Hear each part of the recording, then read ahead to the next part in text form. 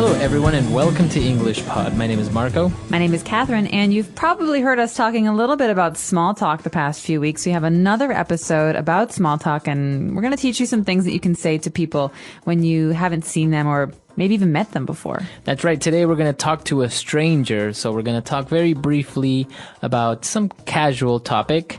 And so let's jump into the dialogue and see what happens.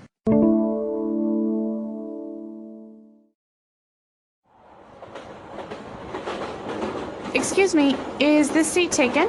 No, please, feel free. Thanks a lot. Do you work in Shanghai? Yes, I do. How about you? No, I'm a tourist. This place is amazing. It's much bigger than I imagined and much more exciting. There's so much to see here. You can say that again. It's much more modern than people imagine. Where are you from? Well, let's see. I'm from Kansas originally. A much quieter and more peaceful place than here, that's for sure. Uh-huh. But I'm living in Paris right now. Oh, Paris. Wonderful. I'd love to visit sometime. All right, we're back. So now we're going to take a look at a lot of phrases on this occasion. So let's go for Fluency Builder Part 1. Fluency Builder. All right, so the first phrase we have is a very common phrase if you're in a train or on a bus. You hear the phrase, is this seat taken? Right, so Michelle came up to the stranger and said, "Excuse me, is this seat taken?" That means, is anybody sitting here? It basically means, can I sit here? Right. But this is a very polite way of asking if you can sit down in the seat. You can also say it in a restaurant, at a movie theater, in a classroom. So remember this one. This was a really, really common phrase. So it's a very polite way of saying, can I sit down, right? That's right. You're asking for permission, basically. Is the seat taken? Because what if a person says, well, no, it's not? Do you have to say, may I sit down? May I take a seat? Well, if they say, I'm sorry, someone is sitting here, that means that maybe they're waiting for a friend, and then no, you can't sit there. Okay. But if they say, sure, like in the dialogue, feel free, then you're really basically able to sit down, no problem. Right. So the stranger answers by saying, no, please feel free. So he says, no, the seat is not taken. Please feel free. What does he mean by this? Okay, feel free is a very unusual phrase in English, but one that you're going to hear a lot. It basically means do what you want to do. Okay. Okay, so if I want to sit down, I say, is this seat taken? If you say feel free, Marco, that means feel free to sit down. Okay, so we can complete the sentence by saying, no, please feel free to sit down, but it's kind of stating the obvious. You're saying basically feel free to do what you want. That's right, but you could use it in other ways. For example, hey, Marco, are you using this pen right here? No, feel free. That means feel free to use my pen. Okay, very good. And so then they started talking about what they do, where they work. And Michelle said, yes, I work in Shanghai. How about you? Oh, how about you? Now, this is a really important construction. This is a really important phrase in English, and I think a lot of people make mistakes with this. So how about you means, do you work in Shanghai? I just said I work in Shanghai, but how about you? Do you? Right, exactly. So that's saying, and you, do you work here? Or, and you, what do you do? How about you? Now, the common mistake with how about you, or using the construction how about, is that for some reason, some people seem to think that it means how is it? So, for example, if someone says, how about your weekend? That's wrong.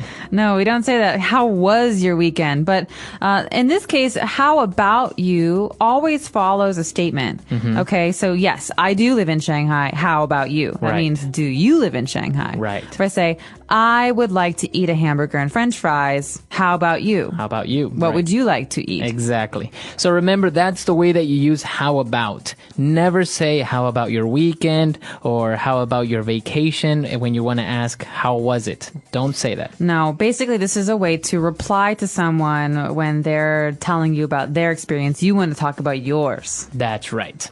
Okay, so let's take a break. Let's review everything and we'll be back with Fluency Builder Part 2.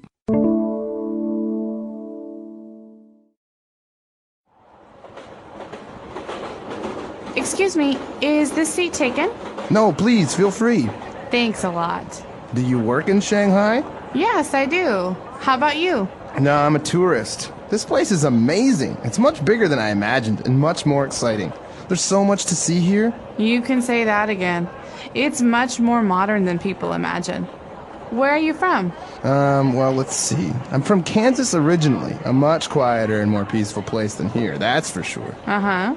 But I'm living in Paris right now. Oh, Paris. Wonderful. I'd love to visit sometime. All right, we're back. So now let's continue with some more phrases on Fluency Builder. Okay, this first phrase is one that I really like to use. The phrase is from Michelle. She says, you can say that again. But she's talking about how Shanghai is so big and so exciting. And Michelle says, you can say that again. Now, what does this mean, Marco? That's right. So she is basically agreeing with the person. The stranger says, Shanghai is amazing. It's great. There's so much to see. Michelle says, you can say that again. It's saying, I agree with you. You are so right. I really agree. All right, so this is very emphatic. That means that it's really, it's more than just I agree. It's I really, really agree. The person really feels something about this, feels passionately about it. That's right. So if you go to the movies and you say, oh, that movie was terrible, you can say, you can say that again. Exactly. That means, oh, I agree. It was really bad. That's right. Now, when Michelle asked the stranger where he was from, he says, I'm from Kansas originally. Okay, what's originally? I'm original? No. I'm from Kansas originally means maybe I don't live in Kansas now, but that's where I come from. Origin, originally. That means, at the beginning. Right. So just remember, Kansas, by the way, is one of the states in the United States. And so he's saying he's from Kansas, but now he lives in Paris. So that's why you say, I'm originally from Kansas, but I live in Paris. All right, so Marco, you live here in Shanghai, but where do you come from originally? Originally, I'm from Ecuador. All right. And I'm originally from Chicago, but I currently live in China. That's right. Okay, so as he was talking about Kansas, he also said that, well, it's obviously a lot quieter and more peaceful. And then he ends his statement by saying, that's for sure. That's for sure. And this is a phrase that we use to add emphasis on something. It's almost like saying, this is a really quiet, much quieter and peaceful place. That's for sure. It really is. It's not like you're adding anything to the statement, like no meaning, but you're actually kind of making it more strong. Right. You're saying it's a fact. It's a fact. It's really this way. So obviously Kansas compared to Shanghai is a lot more quieter. That's for sure. Or I could say that in Chicago in the winter, it's a lot colder than Shanghai. That's for sure. Right. So again, you're emphasizing on your statement, telling everyone that it's very, very much like this. This is how it really is. Okay. So that's all the phrases we have for you. Why don't we listen to our dialogue one last time?